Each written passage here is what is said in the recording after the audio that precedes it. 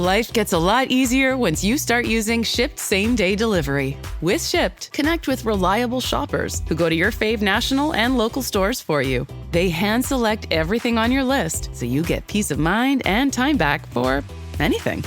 More time to sip coffee, more time to work out, more time to enjoy your way. Try Shipt today with a 14-day free trial. Download the Shipt app or visit shipt.com. Terms apply. Amazon presents Jeff versus Taco Truck Salsa. Whether it's Verde, Roja, or the orange one. For Jeff, trying any salsa is like playing Russian roulette with a flamethrower. Luckily, Jeff saved with Amazon and stocked up on antacids, ginger tea, and milk. Habanero? More like habanero, yes. Save the everyday with Amazon. Hi, this is Dave at thenewyorkbudget.com, and when I'm not breakdancing on the subway for money, I'm stacking Benjamins.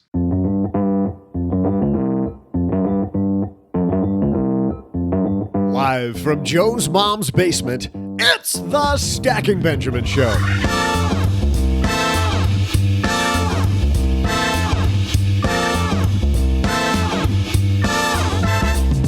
I'm Joe's mom's neighbor, Doug, and today we're all about the blockchain, baby. Here to dig into the birth of a spanking new cryptocurrency, we welcome the CEO of Kinesis Money, Thomas Coughlin. Plus, in our headline segment, what does Vanguard think about Fidelity's new no-fee funds?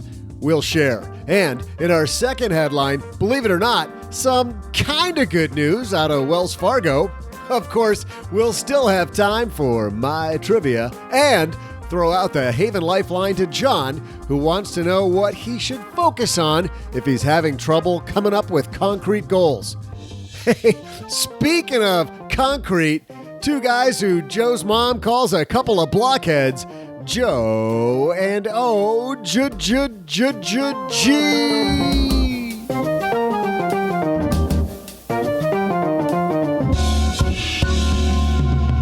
I suppose that's better than being a blockchain head. When I think of blockheads, I think of Lucy from Charlie Brown.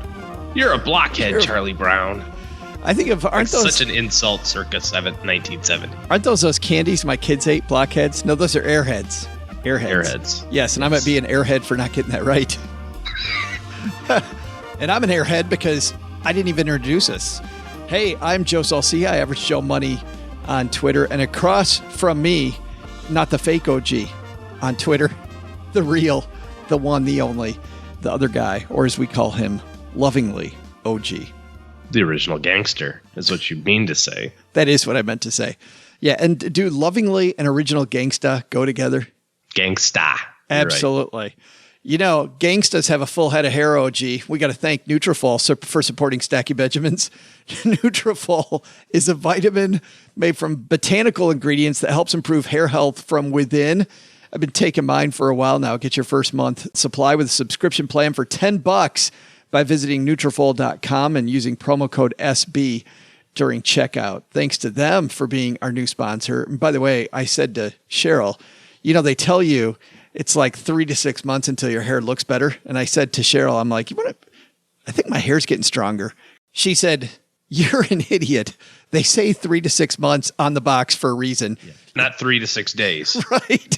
You've taken it for a few days and I'm like, but seriously, I think it's stronger. Your hair does look softer and stronger. It is. Let me touch it. Hold on. Please don't. Thanks to Slack. Don't touch my now just incredibly full head of hair. Thanks to Slack for supporting Stacky Benjamins as well. Slack's the collaboration hub that we use for work to make sure the right people in our team are always in the loop. It can be the same for your team. And key information is always at your fingertips. Learn more at slack.com. We love Slack and we love having hair. So there we go.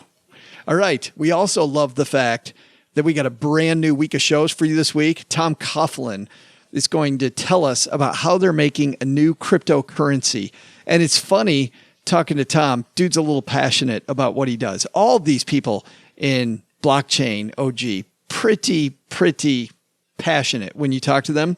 And this will be our first time, by the way, having a featured interview with somebody in the blockchain arena. Tom Coughlin from Kinesis, waiting upstairs talking to Mom. But first, we got some headlines, so let's get it started. Hello, darlings. And now, it's time for your favorite part of the show, our Stacking Benjamin's headlines. Our first headline comes to us from financialplanning.com, where financial nerds like OG and I hang out. You know, we spend our week there. It's all we do. 70% of our week. That is pretty much it. Trolling the comment boards at financialplanning.com. Writing first on every article. Or I have nothing to add. I'm just commenting so that I follow this thread. Yeah. Last week, we had, his mom calls it, all the scuttlebutt out of Fidelity. Fidelity with their 2 new zero-fee funds. And the first thing everybody wondered was actually the headline of this piece. Vanguard unlikely to respond to Fidelity's new no-fee funds. Surprising? They just said, fine, you win. There's more than meets the eye when it comes to the free funds unveiled by Fidelity Investments this week, according to Vanguard Chief Investment Officer Greg Davis. By the way, this is written by Annie Massa at Bloomberg News. Vanguard's rivals stoked the investing industry price war last week by offering 2 no-fee index funds to retail customers and cutting costs on others. Because Vanguard's already aggressively lowered fees on index products, Davis says he sees no reason to be fazed by Fidelity's offering. Quote, investors always have to ask themselves when they see an offering like this, quote, what's the catch? He said. The question becomes, what else are investors going to be charged in other products? Dude's laying it down. Hey, these might be free, but what's the catch? Well, we talked about that, though. It is a loss leader, and they hope that they make it up on all the rest of the stuff. There totally is a catch on the end. Fidelity wants to get you into their ecosystem, right? Get you buying all their other stuff. And by the way, when it comes to all the stuff out there, OG, let's just be clear. Vanguard is best in class when it comes to fees. Fidelity's fees, nothing to sneeze at. Yeah, not bad. And definitely even better. But even before they made this change, they weren't egregious. Vanguard, the Valley Forge, Pennsylvania-based fund giant, with about $5.1 trillion under management, and competitors such as BlackRock and Charles Schwab have been reducing fees on index mutual funds and ETFs as investors increasingly shift away from costlier, actively run products. Vanguard's average expense ratio, get this, what do you think their average expense ratio is? Vanguard, 0.15. 0.11. Nice job. Yeah. Or 11 cents a year per $100 invested. Compare with the industry's mean. What do you think the industry average is? 0.75. 0.62. Once again, nice job. Very close. According to company data, Fidelity's announcements unlikely to spur any immediate reaction from Vanguard, Davis said. Quote, do we pay attention to the competitive environment? Absolutely. Are we reactive to what one competitor does? Absolutely not, he said. I want to stop right there, and we'll link to the rest of this piece at stackingbenjamins.com. I love that quote, though, OG. I love that quote. Do we look at the competitive environment? Absolutely. Do we respond to one thing that happens? Absolutely not. And this is a tripwire we see that institutions don't trip over. The individual investors do, right? They'll read something, they'll have a stomach ache, they'll eat something bad for lunch, and all of a sudden they change the whole strategy. Vanguard says, no. We got our game. Do we pay attention? Yes. Do we go, oh no, Fidelity's lowering fees? No, not so much. They're going to be okay, basically. They might end up all right. Vanguard might be all right. Well, but this is the thing, right? I mean, at the end of the day, there is an ever-increasing pie. There's always people to help. It doesn't matter whether the fees are 0 or 0.1 or whatever the case may be. There's always people to help. And so you don't have to worry about what your neighbor is doing. You don't have to worry about what your competitor is doing. In our business, I know sometimes it gets real frustrating. You talk to somebody and they choose not to work with you. You know, I can't imagine why in my case. But you have to recognize, I think, as a professional that there's always new people that need help. And so I like Vanguard's approach to this, which is we're good. We've got our space.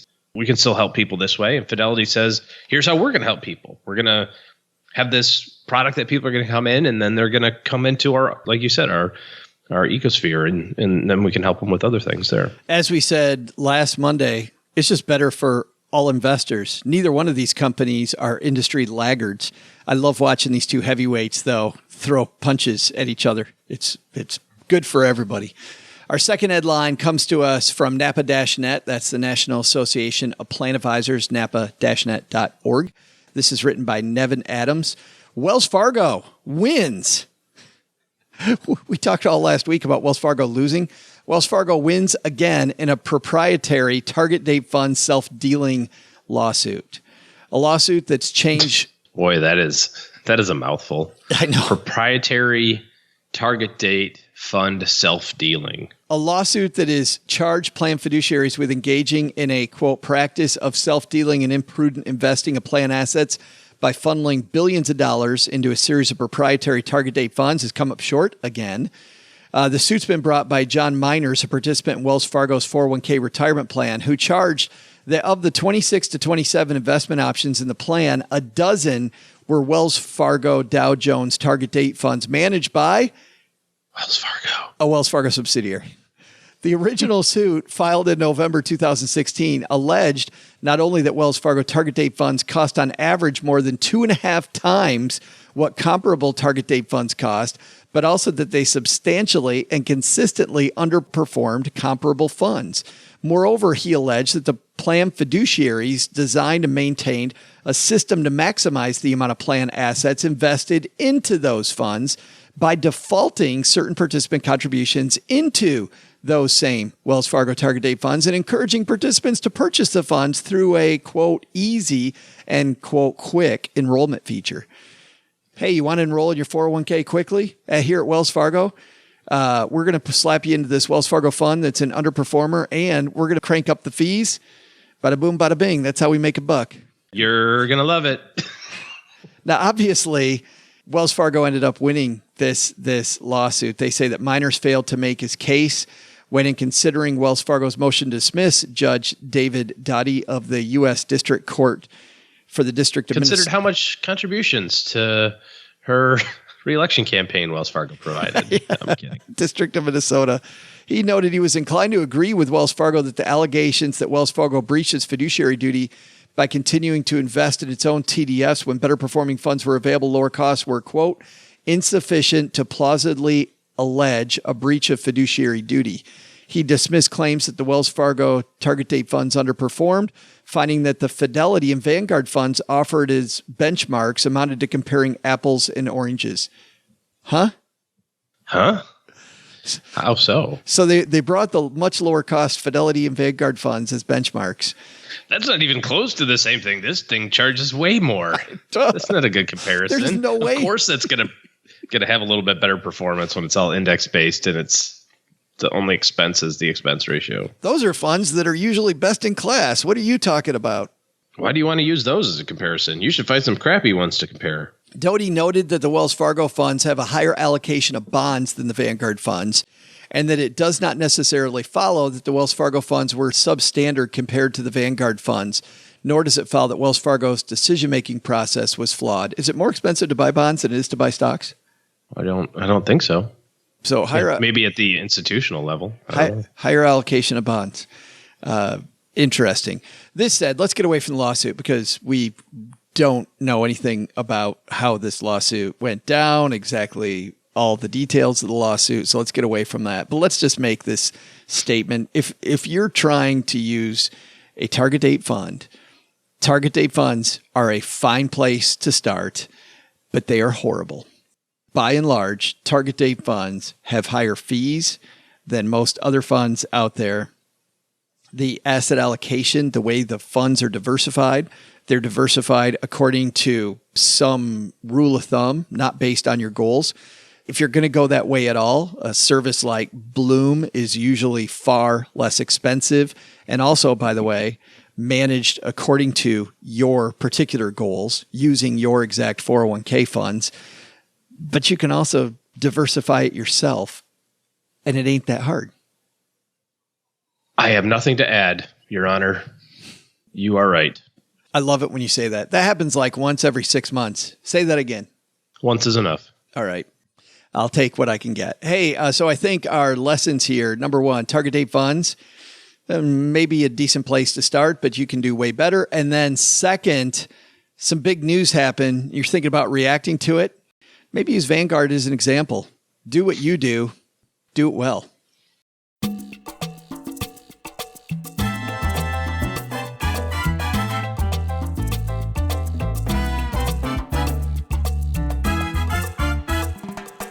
CEO of Kinesis, Tom Coughlin, waiting in the wings, OG. Tom's worked in the investment, fund management, and bullion industries for about 15 years. His professional portfolio management career has been all over the place, working with Track Financial, establishing a highly successful absolute return fund, and more. He's worked collaboratively in the complex systems of a cross-border international bullion market with an extensive global network of central bankers, brokers, fund managers, and advisors. I think those are all things that you need when you're trying to establish a new cryptocurrency. From Kinesis.money, telling us how difficult it is to birth a new cryptocurrency and what this stuff is all about. Let's say hello to Tom Coughlin.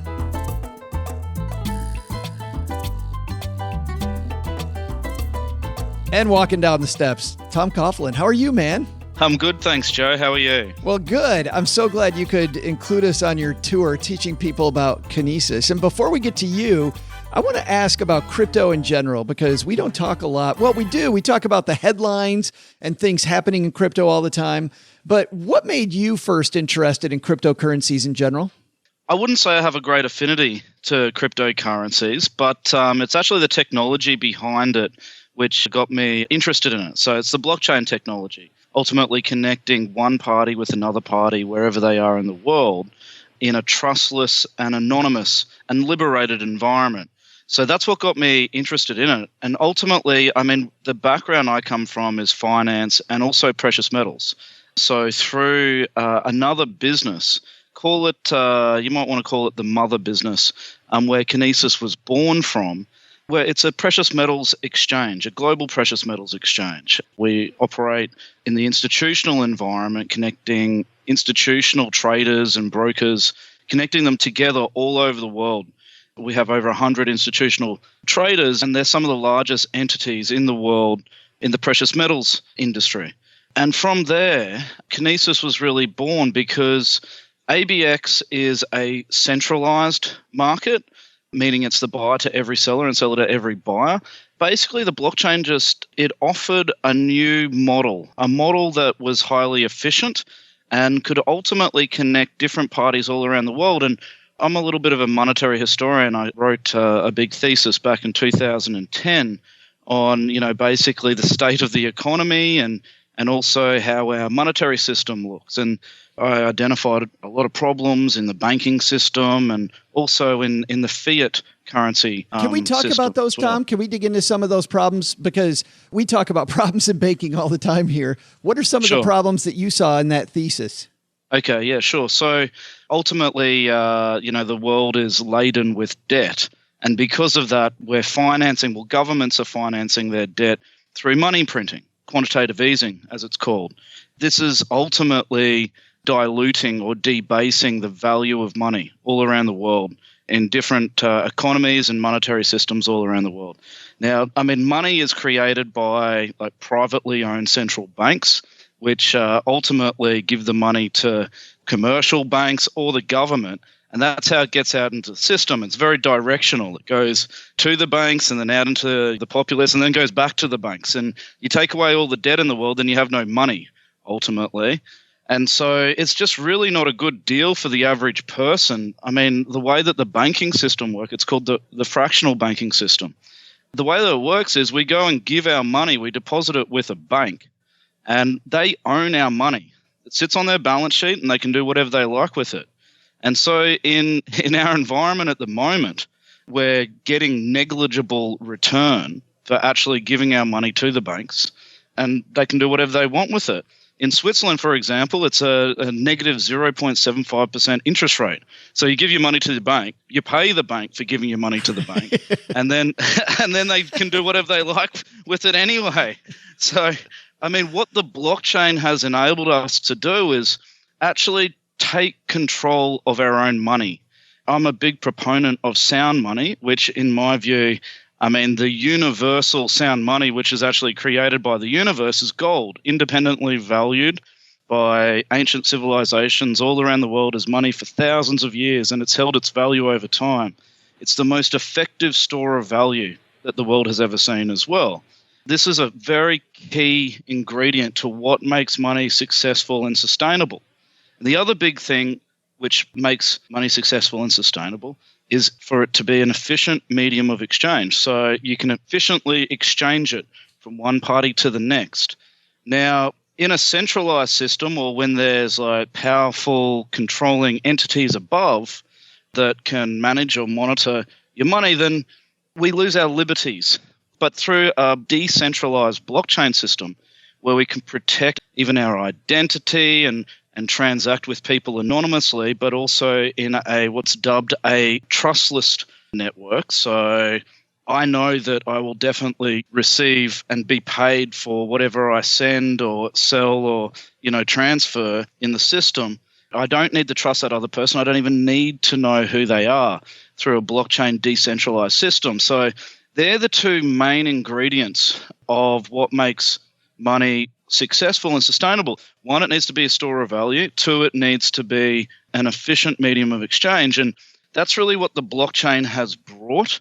As far as like cryptocurrencies go, in my view, the likes of like Bitcoin and Ethereum, these systems where the value is just simply based on the digital sort of supply of these things, I'm not a great proponent of those at all, because I just sort of think it's sort of replacing the current system, the fiat-based system, which has no intrinsic value, with a digital-based system, which also has no intrinsic value.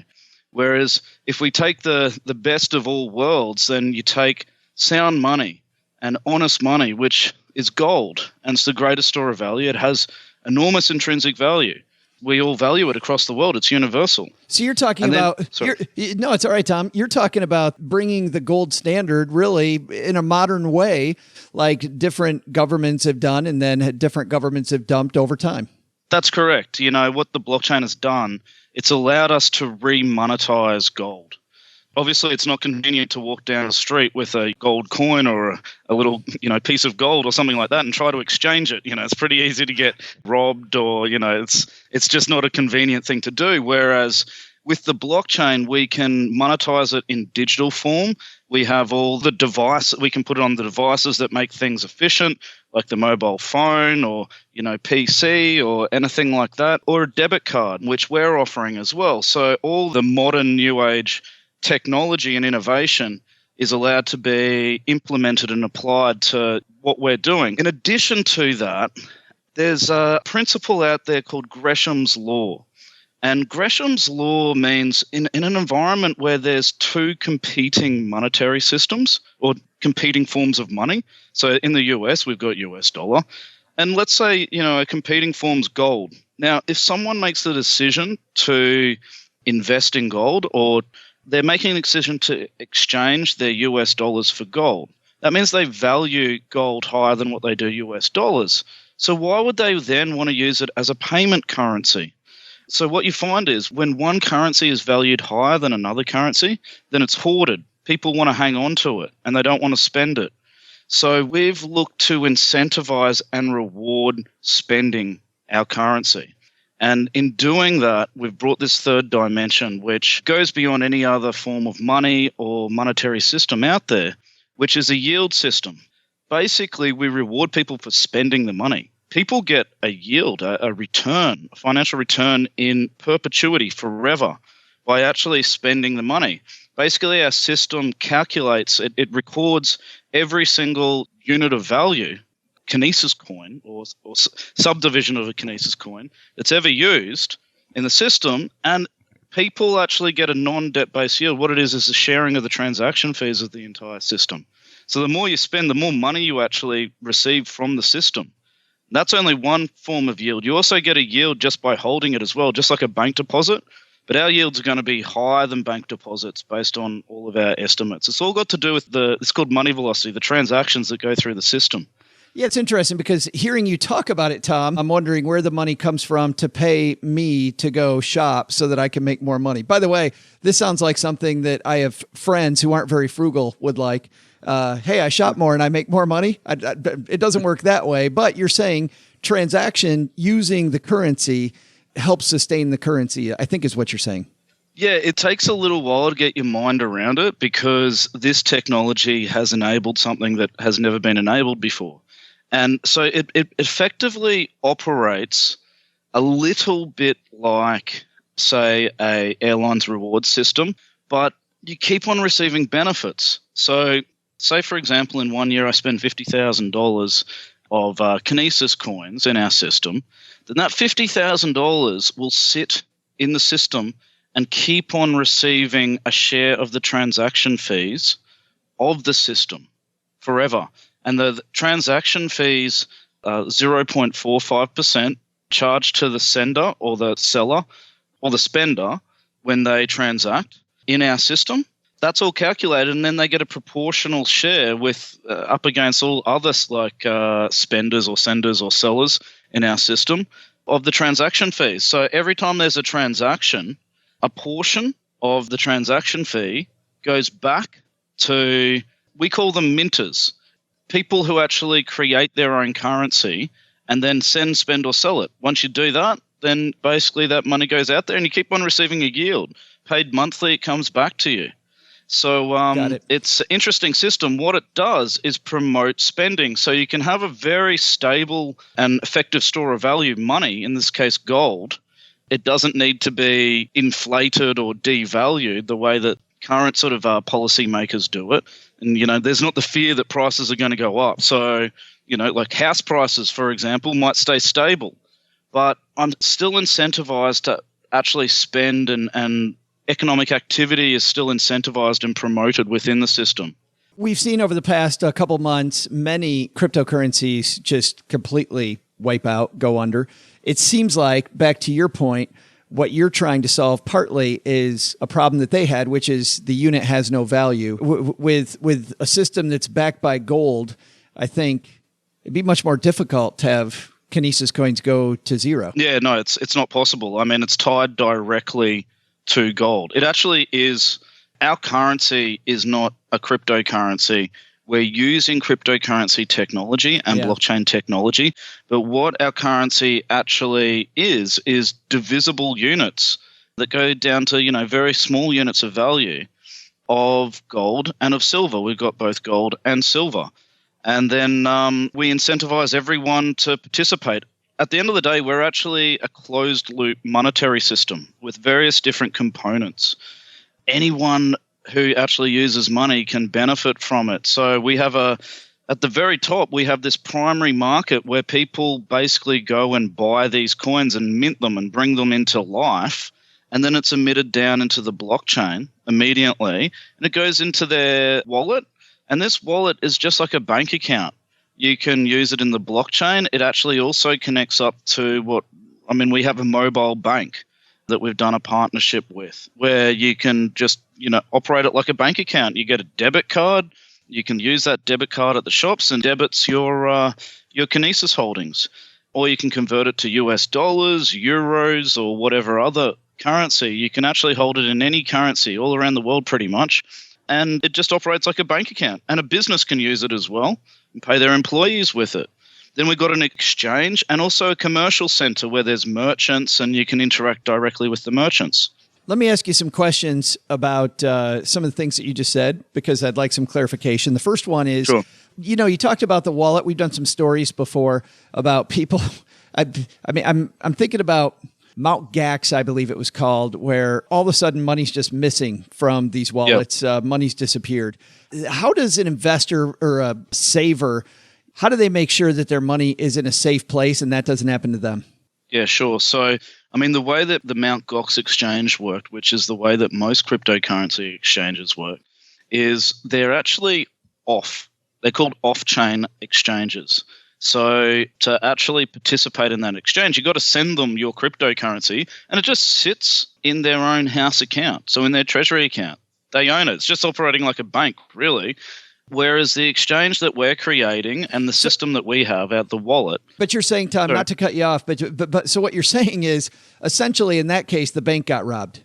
Yeah, that's it. Gotcha. Okay. That's it. The same reason why John Dillinger used to rob banks, because that's where the money was. This is why Mt. Gox got robbed, because that's where the money was. I gotcha. Okay. At the end of the day. Yeah, sorry. Continue.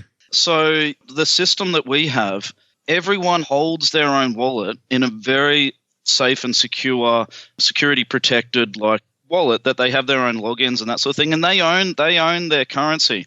Now, if people want to be super, super secure about it, then they can actually take it completely off their computer and away from the online environment, the internet, and store it on a USB drive or store it on another device that's offline. You know, you have to make sure the device doesn't get stolen. I'm the guy that would lose that USB. I would totally, 20 years from now, it's going to be in the bottom of some cupboard and I'm going to go, damn, there's my money. Yeah, it's something like, yeah. So you have to be careful. Like, ultimately, our system is a system of shared economic wealth, and we're great proponents of like fair, honest, and sound money. We sort of provide a value proposition to different sectors, whether it be the banking sector. We bring enormous efficiencies, both cost savings, time efficiencies. The system that we've developed, transaction times are like 3 to 5 seconds, and around a minimum of 3,000 transactions can go through a second. And we've got deals with postal systems around the world, one with like the Indonesian postal systems, with large exchanges like Deutsche Börse and the like. So we're going to need this sort of capacity to put everything through.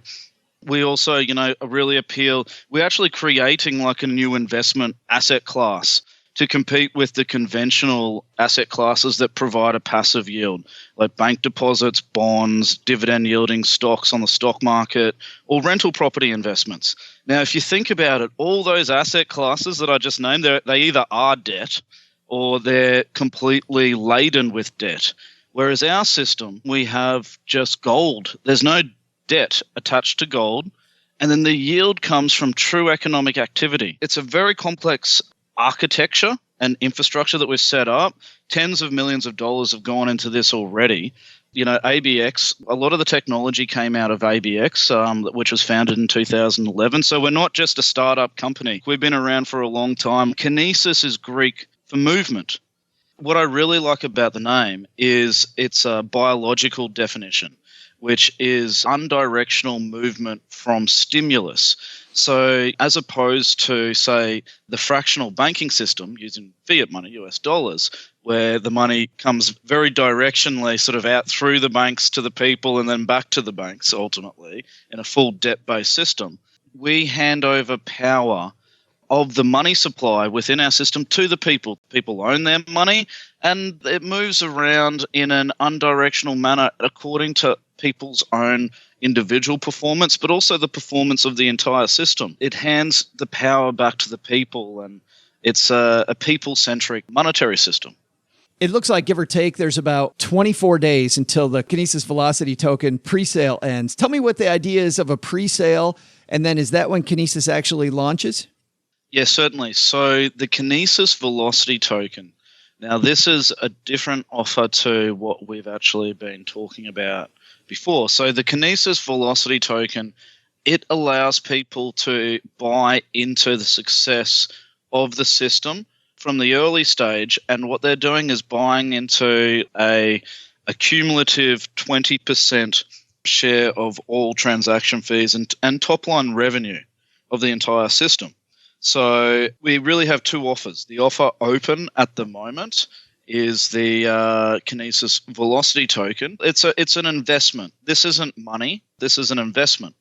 Gotcha. And you're investing in the success of the system, and that raises capital for the Kinesis system and company to effectively commercialize the business, to roll it out globally, to get in the masses, to make it successful. Gotcha. The next offer. Where do people go to get the actual money, the Kinesis money? The first stage of rollout with that is in November.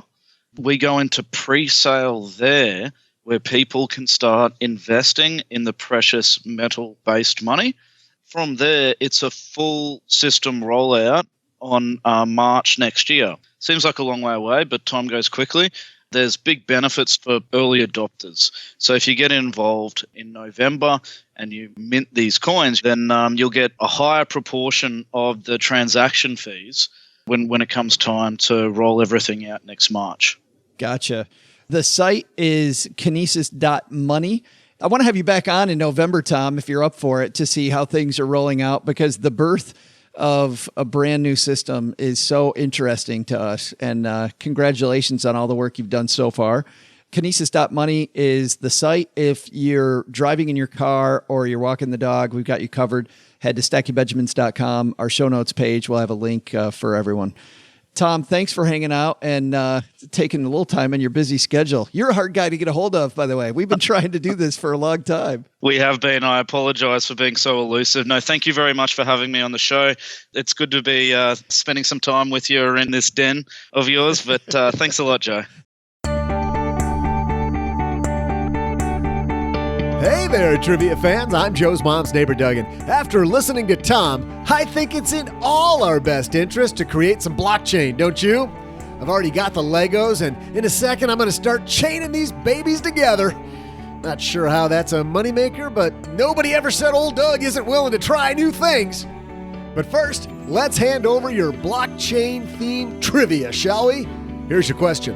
What year did the mysterious Satoshi Nakamoto implement the first blockchain? I'll be back with your answer right after I open this first set of blocks. We're super excited to have Nutrafol on board supporting Stacky Benjamins. Nutrafol is a vitamin made with nutraceutical grade ingredients shown to improve thinning hair. Nutrafol does this by nourishing your hair health from within through supplements that are 100% drug-free. In fact, Cheryl, my spouse, works in the medical industry and immediately grabbed my Nutrafol when I got it. Beautiful packaging, by the way. Didn't you like those boxes? I did. So she immediately grabbed it. She looked at the ingredients, and you know the first thing she said? That's good. These are all natural ingredients. She's like, these are all vitamins. But don't take Cheryl's word for it. Right. Take science and industry's word for it. Science and research has changed the way we think about hair and its relationship to our overall health. For example, for women, stress plays a huge role in hair thinning. For men, DHT levels from testosterone, diet, and environmental toxins comprise hair health. I can go along with that. I've had the environmental toxin of working with OG for a long time, so I'm now going to start restoring my hair to its health. It's not the mold. You're right. Nutrafol science. Scientists and researchers have worked for years to come up with a natural formula that multi-targets causes while improving hair health. It's available in 2 distinct formulas for men and women that suit gender-specific metabolic needs. It's recommended by over 850 top physicians and some of the top salons in the country. Manufactured in the U.S., it contains no GMO, soy, eggs, dairy, gluten, peanuts, shellfish, tree nuts, wheat, yeast, artificial flavors, or colors. You can find more clarifications if you need them on the very, very extensive frequently asked questions, because people always have questions about this stuff. I certainly did. Cheryl, working in the medical industry, certainly did. And I've been loving it. And I think, even though Cheryl tells me it's too early to know, I think my hair's getting stronger. Let me feel. Once again, please don't. Get your first month's supply with a subscription plan for $10 by visiting Nutrafol.com and use promo code SB during checkout. That's Nutrafol.com, promo code SB. Thanks also to Slack. Slack is a collaboration hub for work, whatever work you do, whether it's making podcasts, working for the man, being an entrepreneur, whatever you do, Slack helps the right people in your team stay in the loop, and the information they need is always at their fingertips. I just joined a new Slack work group, OG, for the Plutus Awards. I'm going to be a judge in some areas on the Plutus, and I'm excited about that. But it makes it super easy for us to get organized there too. So now I'm a part of 3 different workspaces: the Stacking Benjamin space, the FinCon space, and the Plutus Awards space. But it's all judge, jury, and executioner. There it is, and it's all in one space. Slack is awesome. Slack happens in channels, so I can organize my conversations between those 3 groups and all the people involved in each of those organizations around projects, offices, and teams. Because everything I need is all in that place, I don't have to go back and forth between places. With Slack, our team is better connected. Find out more at slack.com. Slack improves productivity, saves you time. No more searching through a bunch of emails for that one follow-up or searching through multiple systems to find what you're looking for. You don't have to switch across a ton of tabs and platforms to keep your work updated. Also, by the way, Slack can be tailored to your work because there's more than 1,000 apps, and there's a mobile app on iOS and Android that syncs seamlessly with your desktop so you can always pick up where you left off no matter where you're at. Slack, where work happens. Learn more at slack.com. That's slack.com.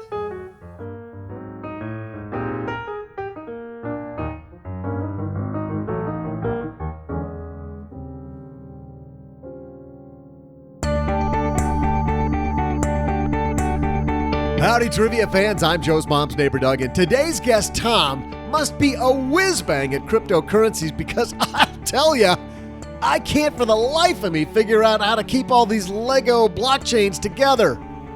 Maybe he uses glue. Huh. I'll figure that out, but let's chain together your trivia answer, shall we? Here was the question. In what year did the mysterious Satoshi Nakamoto implement the first blockchain? While the person, or maybe group of people, Satoshi Nakamoto first conceptualized their blockchain in 2008, it wasn't until the following year, 2009, that it was implemented by Nakamoto as a core component of the cryptocurrency Bitcoin. Well, I don't get all this cryptocurrency mumbo-jumbo, but I do know this. If Joe's mom sees what a mess we've made out of this blockchain all over the basement floor and she steps on it, she ain't gonna be happy. And if Joe's mama ain't happy, see ya! Thanks again to Tom for stopping by. It still is the Wild West, man. But I love this idea of coupling a crypto with metals again. It's like, you know, we used to have the gold standard.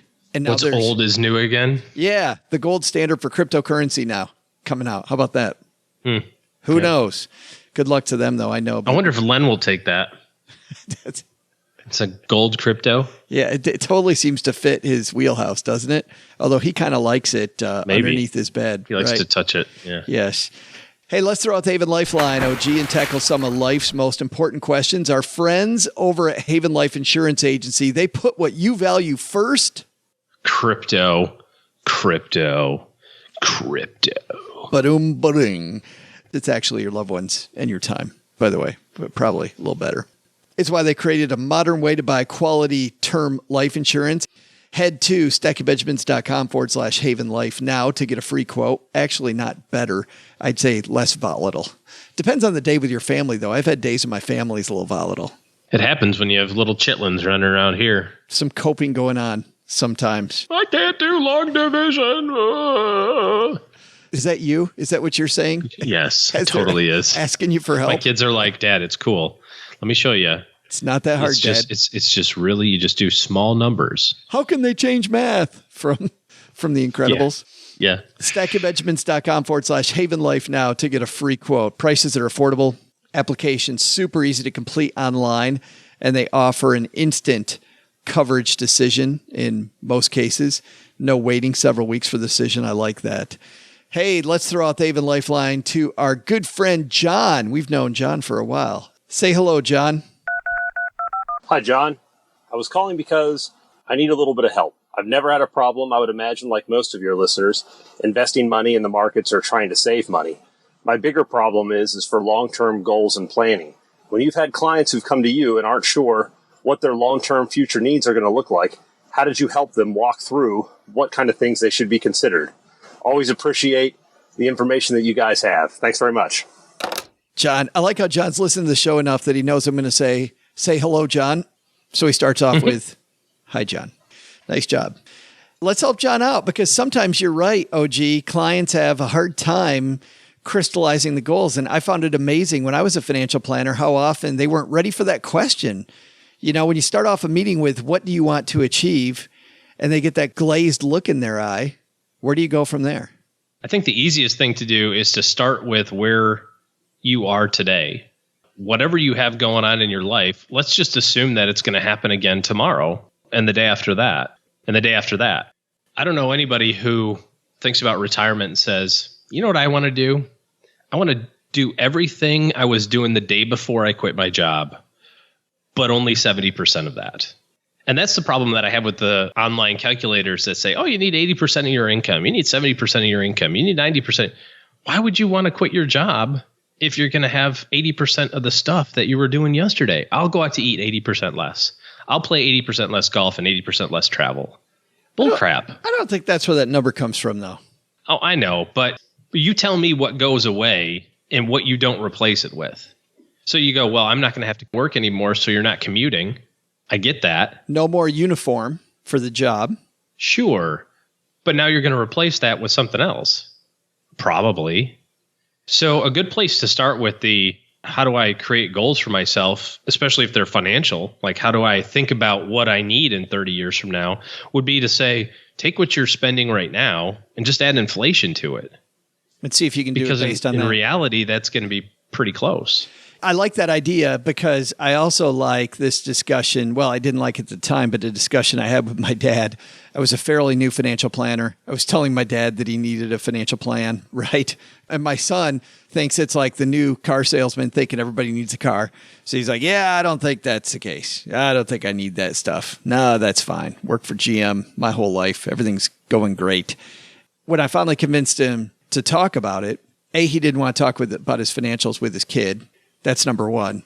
But number two was my dad said, why are we going to plan all this stuff if it's just going to change next year or change the year after that? What if I change my mind? I'm putting all this stuff in stone. I'm like, no, it's not in stone. Nothing's in stone. But when you take a trip on an airplane, you head off in the general direction of Hawaii and then forces hit, right? Wind, maybe you got to go around a storm, different things happen. And so you correct course. But at least you're headed in that general direction. What about the whole dreaming part, though? What if somebody like John has a hard time crystallizing what he think he might want to do? A couple of great exercises there. Think about it like this. You go to the doctor. Doctor says, bad news. You've got 10 years to live. What are you going to fill the next 10 years with? Some of those questions we did on the round table a couple weeks ago. What if you've got 5 years to live? What if you've got a month? And start whittling those answers down and be honest with yourself. Every day is a choice to decide what you want to focus on and what you want to put your attention on. My two favorite books right now, outside of The War of Art, is Essentialism and The Crossroads of Should and Must. Those are my two favorite ones right now that I'm thumbing through repeatedly. And I think it kind of gets to the heart of this, which is, I understand it's difficult to imagine what you're going to do when you're 92, but you can put the activities into some big buckets. How do you want your spiritual life to be, if you're into that? How do you want your family life to be? How do you want your financial life to be? And how do you want to be around friends and socially? If you can think about that just at a big picture, like I want to be financially secure. I want to have great relationships with my family. I want to be close to, friends in my community. Well, you can fill in the minutia of that at a later time. But that gives you the direction of, if money wasn't an option, what would I choose to do with my life today?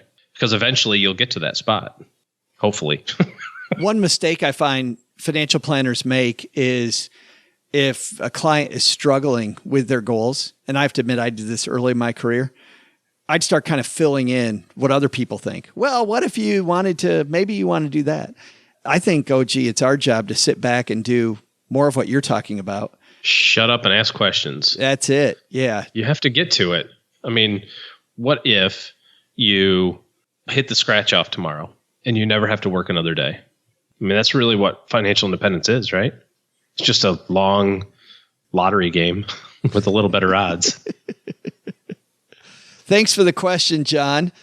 We have a letter that we just received here in the basement. This comes to us from our friend Abby. Abby's commenting on the Friday episode where we talked about the FIRE movement. Remember that one? And about how some FIRE bloggers do not. And FIRE, by the way, for people new to this, is Financial Independence Retire Early movement. From a couple weeks ago, we talked about this. This is when Dana Ansbach joined us. Abby said, Friday's episode, this is it! ! You and OG tap dance around this topic all the time, and your roundtable team began to finally scratch the surface today. Specifically, she says, when it comes to financial independence, retire early, it's not all it's cracked up to be. I believe all of us pursuing financial independence and those who have already achieved it even are hitting the same mental block. Should this really be the goal, although saving 50% of your income can't be a bad thing, right? That is a great question, isn't it? Should that really be a goal? I mean, what if What if you pass away? There's a little bit of balance needed here, isn't there, OG? What if you're aggressively saving every dime you get for this future that might come later, and that future never comes? I like to say with clients that I think there's two great crimes in the financial planning world. And the first crime is the one that gets all the press, which is undersaving. You get to age 65, you've met with clients that have done this to you, and I do on occasion too, where they get to 60 and they go, hey, I'd like to retire in like 3 years. And you go, excellent. How much have you saved? Nothing. Undersaving throughout your entire life. You just consume, never planted anything for the future. Great crime. Everybody talks about it. That's the crux of just about all financial planning work. The second great crime, which doesn't get as much press, but is as detrimental to your long-term well-being, is oversaving. And it doesn't happen as much, and you don't hear about it as much. But then we do those stories on occasion where, Aunt Susie dies with $8.5 million in the bank. And I'd say never took her kids to Disney World. And I get that Disney is expensive and there's all sorts of other places that you could go that provide the same utility for much lower cost. I got all that, but I use that as an example. Yeah. I didn't want to go to Disney the first time either. I was like, I'm checking a box as a father. We're going to go to Disney. And I walk in and the guy in the big tuxedo and the big top hat goes, hello, welcome home, sir. And I said, hi. And he says, can I help you? And I said, we're checking in. He says, well, of course you are. What's your name? And I said, the OG family. And he says, right this way. And he walks me up and they said, we have your packet already. And it was like totally Disney magic, right? I'm like, yeah, this is awesome. I'll take it. And so, yeah, what we discuss, you could say, well, that was a $5,000 trip. I don't know how much it cost, but let's say it was $5,000 to go to Disney for that week, right? Between all the food and costs and travel and all that stuff. Okay. The rule of 72 says that $5,000 would be worth $200,000 in your retirement. You just gave up $250,000. I got all that.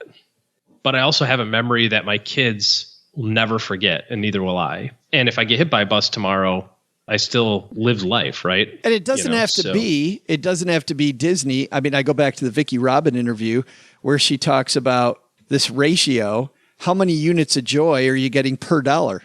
And to your point, right. Disney gave you a crap load of units of joy for the dollar spent. It's expensive, but that's because for you, it was a ton of units of joy. And I think people defer joy, and that may be a mistake. We have people on that are able to live frugally today and still have their joy meter very high. Yeah, that's the goal. That is the goal. Yeah, that's where it's at. She also says, and this was my favorite quote. You and I talked about this quote off air that Dana said, because I think she nailed it. Quote, what about living a life well worked? What's wrong with that? And Abby says, Dana nailed that. I totally agree. The number one issue, people hate their jobs and careers. Why? How can we improve what we do with our time versus say, I just want to get the hell out, right? I'm going to spend all this time in this job I hate, socking away money for this future that might suck just a little bit less than what I'm doing now. What if I decided instead, crazy talk here, to make my job suck less? Yep. And she said, Paula's note on stop reading blogs and focus on your own life values and goals. Nailed that one too. Fist bump. Yes. She said it was a perfect follow-up to the Monday Before That's episode. Thanks, Abby. Glad you liked it. We had a lot of fun talking about that. And I think that, man, for as exciting as this whole FIRE movement is, and I love it. Don't take any of this criticism the wrong way, because I flippin' love it. People wanting to be... Yes, I will totally retire early if I hit the Mega Millions for like 200 million. I will be out of here, I assure you. But still, people aspiring for more is much better than people chasing the American dream with a credit card and then realizing later it was all a lie. Love the FIRE movement for that. Just absolutely always tweaks and balances. Hey, that's going to do it for today. Thanks to everybody who's left a review of this here show. This one's going on Mom's fridge. Perfectly adequate 5-star show. 5 stars is the headline from Podcast Aficionado. And all the Podcast Aficionado wrote, don't ask me why, but I listen 3 days a week. 5 stars. That's it. That's all you need to do. Mom loves it. Thank you very much. And lastly, if you're somebody looking for help in your corner with your financial planning, OG's taking clients, head to stackybenjamins.com/letter O, letter G for his calendar to talk about the next steps with him. All right, that's going to do it for today. Stick a fork in it. This one's done. Doug, what should we have learned today, man? So, what did we learn today? First, thinking about cryptocurrencies, maybe Thomas has a point. Should cryptocurrencies be tied to a standard like gold or another asset? It's an interesting idea, and with the Kinesis upcoming launch, we'll have a front row seat to see it in action. Second, sure, Wells Fargo won a lawsuit about their target date funds, but maybe you should still check the expense inside of yours. Ask your human resources department for internal cost information about the funds in your plan at work, or maybe better yet, use a site like Morningstar.com to look it up yourself. It isn't very difficult, but the big lesson? When implementing your own blockchain, I'm thinking the mega blocks are the way to go. I've already stepped on 3 of these Lego blocks, and man, do they leave a mark on the bottom of your foot. Woo! Special thanks to Thomas Coughlin. You can find out more about Kinesis at kinesis.money or through our show notes at stackingbenjamins.com. This show was created by Joe Saul-Sehy, produced by Richie Rutter-Reese, and engineered by the amazing Steve Stewart. Online, visit us on Twitter at @SBenjaminsCast or on our Facebook page. I'm Joe's mom's neighbor, Doug, and if you could only know what it really smells like down here. SB Podcasts may receive payment on the show from sponsors and guests in the form of books, giveaway items, discounts, or other remuneration. There's no way you would take advice from these dorks, but like Joe's mom always says, don't take advice from people you don't know. This show is for entertainment purposes only, and before making any financial moves, consult with a real financial advisor.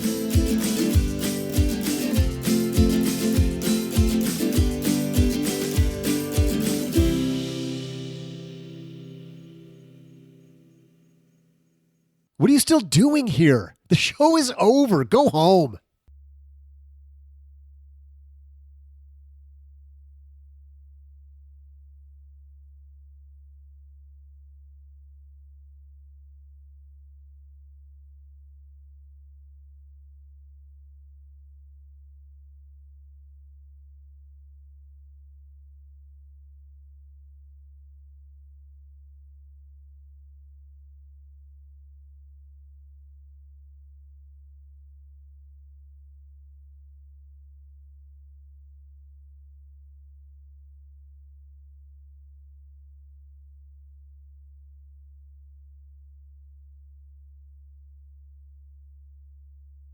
I went to see a movie. First movie I went to see without my movie pass because they had the time I wanted to go see it grayed out. Thanks, Movie Pass. So you're anti-movie pass now? I'm not anti-movie pass. I've said I'm done. I'm not officially done. I haven't canceled it yet. But if this happens much longer, I'm going to have to let it go. But we saw this little movie starring Mila Kunis and Kate McKinnon, The Spy Who Dumped Me.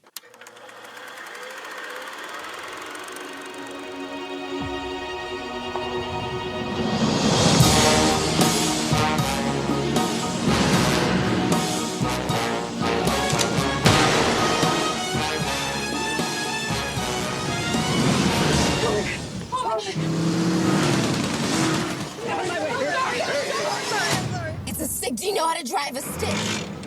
I'm so sorry. It's an emergency. Oh my God. Do you know how to change a gear? What's a gear?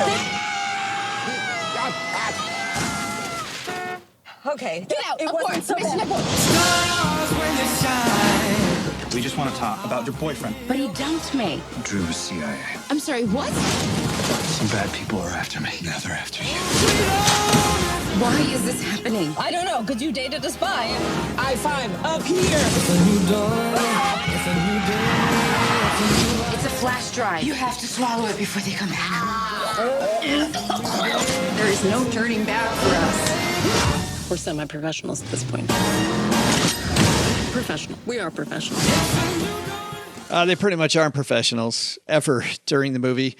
But in this romp about a woman who is dumped via text message by her boyfriend, she suddenly realizes that he is a spy, as they said in the clip, working for the CIA, and they're embroiled in a mess, she and her BFF, the character played by Kate McKinnon, that takes them all over Europe on this ridiculous chase.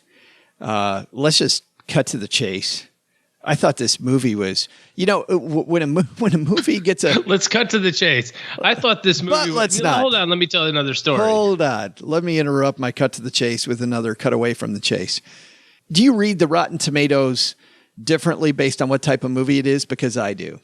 Like, if I don't read it at all. You don't. If it's a drama, I want it to be in the 80s, maybe high 70s, but 80s or 90s before I go see it. If it's a comedy and it's in the 40s, generally, I still kind of like it. So this movie was like a 47% when I went and saw it. I'm not sure what it is now. So I thought, all right, this is going to be kind of fun. Kate McKinnon, like her on Saturday Night Live, think that's pretty fun. Mila Kunis always has some fun movies. She's in some fun movies. Great time. Not so much. This movie was kind of stupid. And I felt like every time Kate McKinnon's character talks, some of the dumbest crap comes out. Like, I think that Kate McKinnon can be really funny. She wasn't at all funny in this movie. I felt like there were too many times where the director must have said, okay, we're going to have you riff and just do some funny stuff now. And so Kate does some stuff and you're like, yeah, I don't know whose idea it was to have her do that at this part of the movie. Near the end of the film, of course, the climactic part where they're in a museum going after the bad people. For some reason, Kate McKinnon wants to get on this high wire where the performers at this fundraiser in this museum are performing. And at the very beginning, she goes, ooh, the high wire. I want to get up on that. There's no freaking reason. They're there to catch a crook. And every other character involved on their side of the argument, they're all talking to each other on their headphones. And they're like, yeah, don't do that. Don't go up on that. She's like, oh, but the allure. But she doesn't even have a good reason to want to do it. And she still goes up on the damn high wire. Of course, that sets up a scene where the bad person is that she's going to now fight against on the high wire. But she didn't know that going in. They never gave the audience any reason why she'd do it. Just one dumb scene in a movie full of dumb scenes. And there's sometimes that I like dumb scenes, like the whole movie of Uncle Drew was one dumb scene after another. But I kind of had low expectations there. Maybe this is where expectations mattered. Like when I went to see Uncle Drew, I didn't have really high expectations. I just thought I was going to have some fun watching some basketball players, pretend that they're actors. And it was fun. It was stupid and it was fun. This movie, I went in going, oh, a top-ranked comedian, top-ranked actress. This is going to be quite a wild ride. Yeah, not at all. So thumb down. Don't go see The Spy Who Dumped Me. Okie dokie.